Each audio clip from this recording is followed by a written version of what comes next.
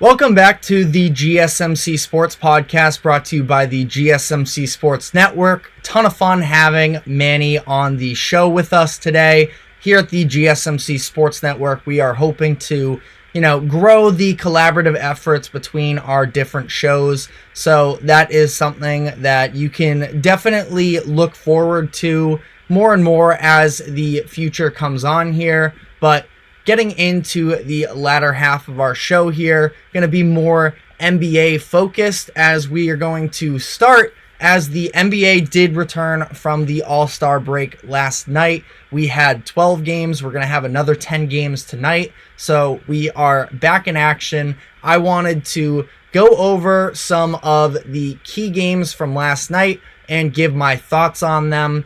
The headliner game from last night, in my opinion, was the Suns and the Mavericks. Now, it actually didn't end up being the best game. We'll get into some of these other ones that were maybe slightly more competitive. But with the Suns and the Mavericks from last night, the Mavericks take home the win 123-113.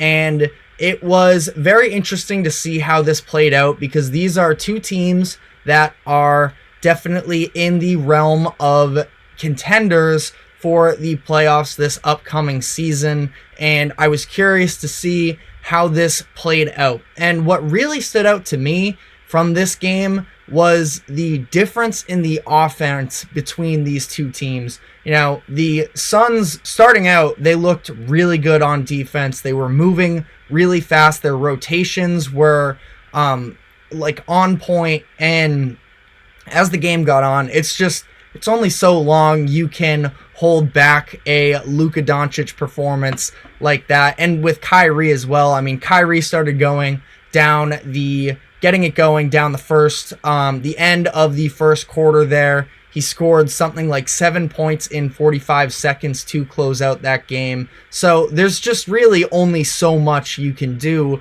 with these two shot makers. But I think that comparing that to the Phoenix Suns offense was really interesting to me because of the fact that you look at the Phoenix side of this and they have two, when they're fully healthy, debatably three, really elite shot creators themselves in Booker, Durant, and Beal. So, last night we saw Booker and Durant getting their own as well, but it's that supporting cast that I think, looking at last night's game, is a little bit of a concern because Booker and Durant, I can look up the efficiency here. They were both doing their thing, going downhill, getting to that mid-range that they both love so much, and they were knocking down their shots, which was nice and everything.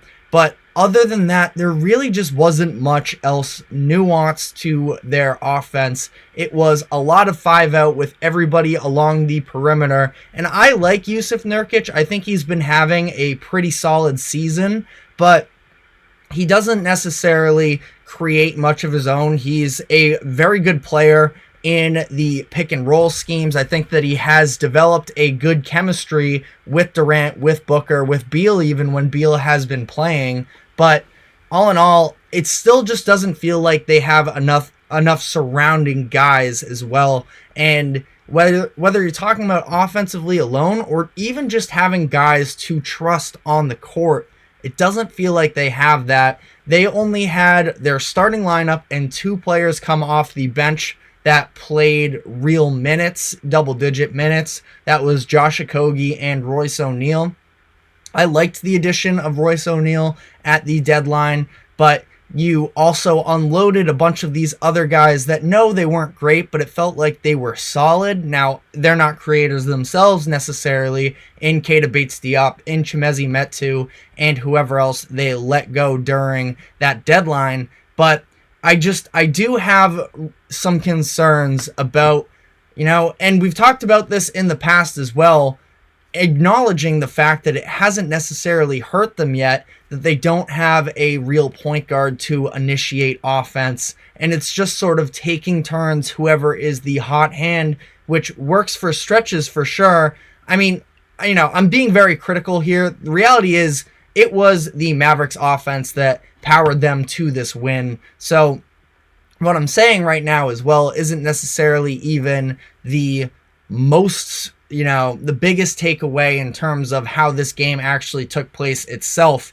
I mean, Luka and Kyrie, they combined for 70 points. So, when that happens, it's really hard to, win a game like that. But they also got contributions from some of these other guys. You have PJ Washington, who had just about his best game since he's been in Dallas. You have Tim Hardaway Jr., who is a 6th Man of the Year candidate coming off of the bench for them. So I think that, this is just something with the Suns. Again, it wasn't even necessarily the downfall of them in this game alone, but I'm just sort of looking past the box score, past the results of the game, and noticing this style of offense that the Suns play, that I think when it comes down to a playoff series, it is going to get a lot more difficult to win a 7-game series like that. Booker is a phenomenal passer out of double teams. Durant has the size and the whereabouts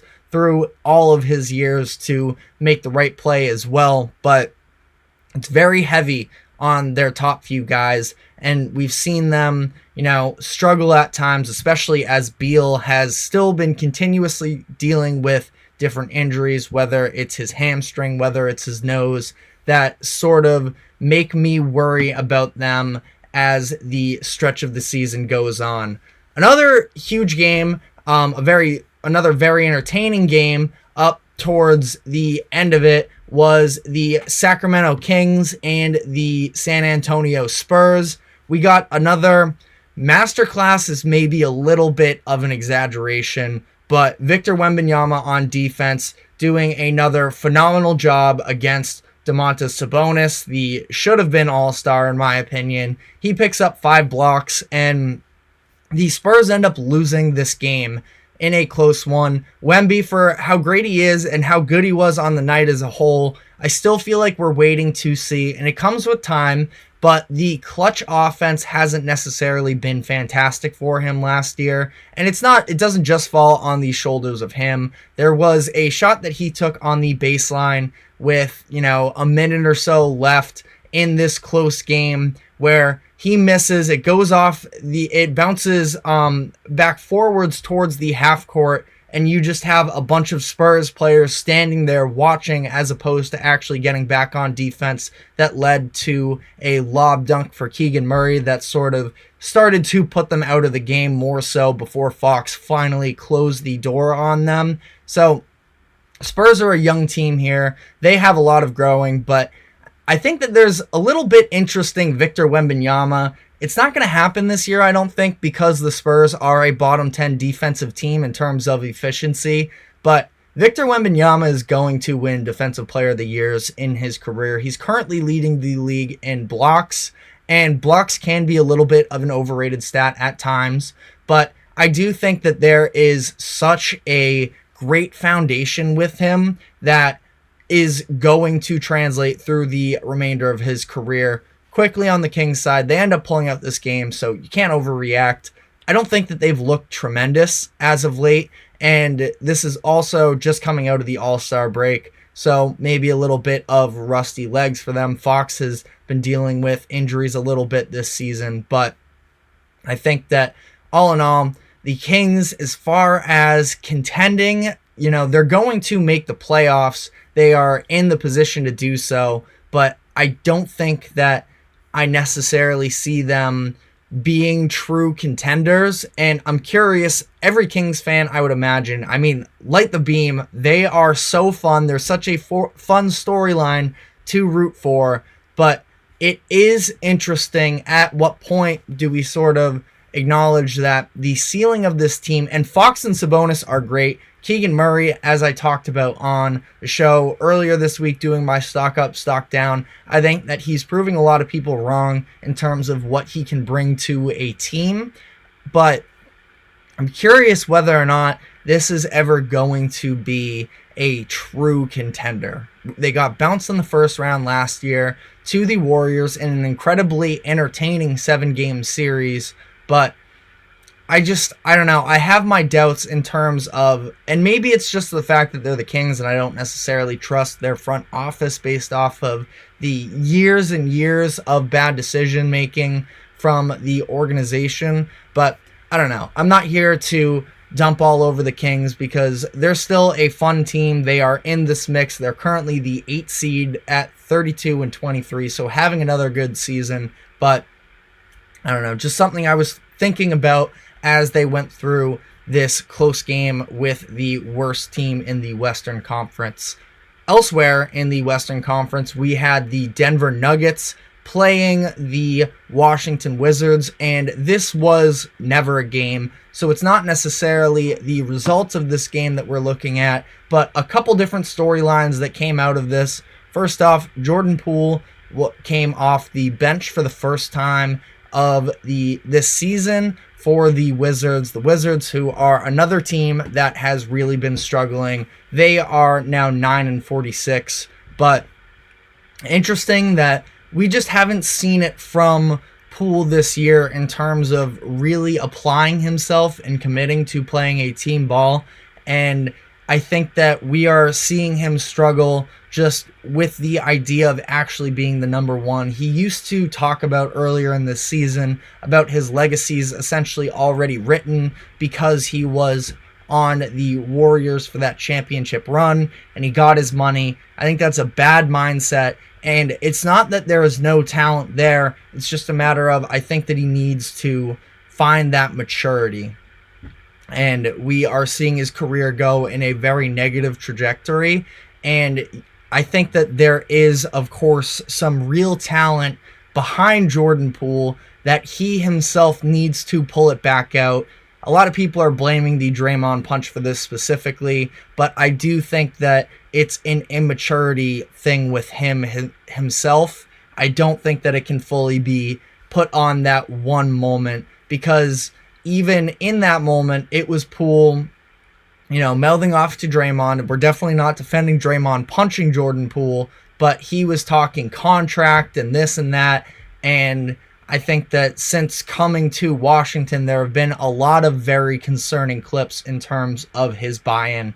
But on a more positive note out of this game, we did have Nikola Jokic doing the never seen before. He finished with a triple-double, first player in NBA history to have 15 points, 15 rebounds, 15 assists, and shoot 100% from the field. Finished with 21, 19, and 15 from 10 for 10 from the field. He now has a triple-double against every franchise in the NBA other than, of course, his own. But incredibly impressive stuff from Jokic. I think that is something, we're talking about one individual game against the Washington Wizards, but for a guy in Jokic that is probably the front runner in terms of MVP. I actually don't have the odds in front of me. I'm curious whether or not he is the favorite, but I would have to imagine that he is. This is a phenomenal way to start this latter half of the season. It appears that on most sports books he is, so not a surprise there after the year he's having. The Nuggets are once again back towards the top of the conference. I mean, they are a 4 seed right now.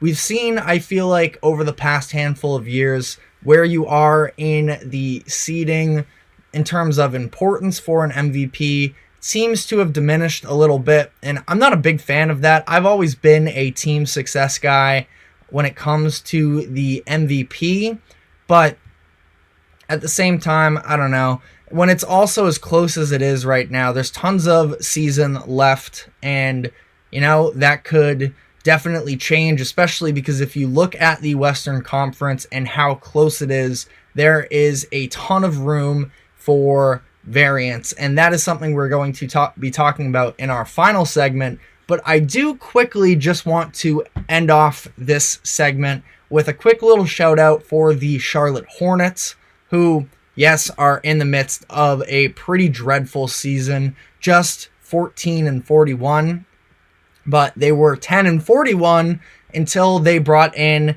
their trade deadline acquisitions since they started actually playing. The Grant Williams, Trey Mann, Micic, and whoever else they may have brought in.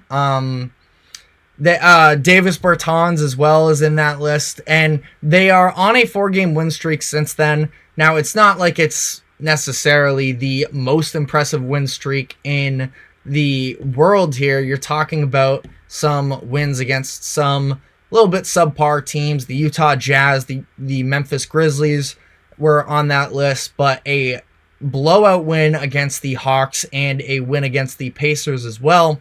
This team is not going anywhere this season in particular, but I thought that they were winners at the trade deadline for their acquisition of future draft picks, getting a pick from Dallas down the stretch in a few years that could end up being valuable. They got one for Gordon Hayward in that deal as well with the Thunder. So just unloading some of these guys that weren't going to be in the picture long term for them anyways was a nice win for them. But the way that these guys have produced for them, it feels like they could be semi-building blocks down the stretch of these next couple of years. They obviously are really banking on LaMelo Ball to actually be able to stay healthy and play real minutes for them. That has been the downside with him through his first handful of seasons. But assuming he's there, I think that Grant Williams, who was 6 of 11 from 3 last night,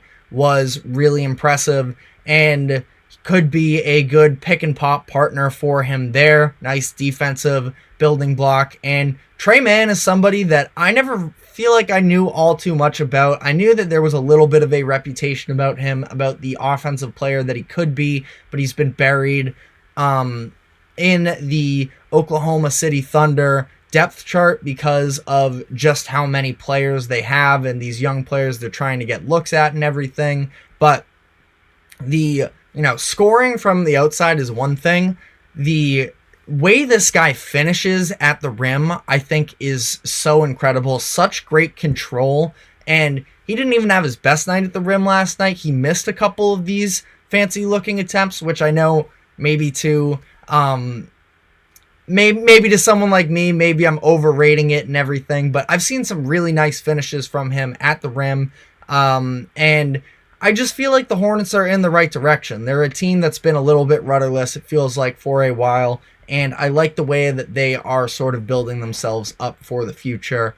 But on that note, we are going to be taking our final break, and when I come back on the other side, going to be talking about the Western Conference, like I alluded to, and the playoff picture that comes with that. So stick with us, and we will be right back.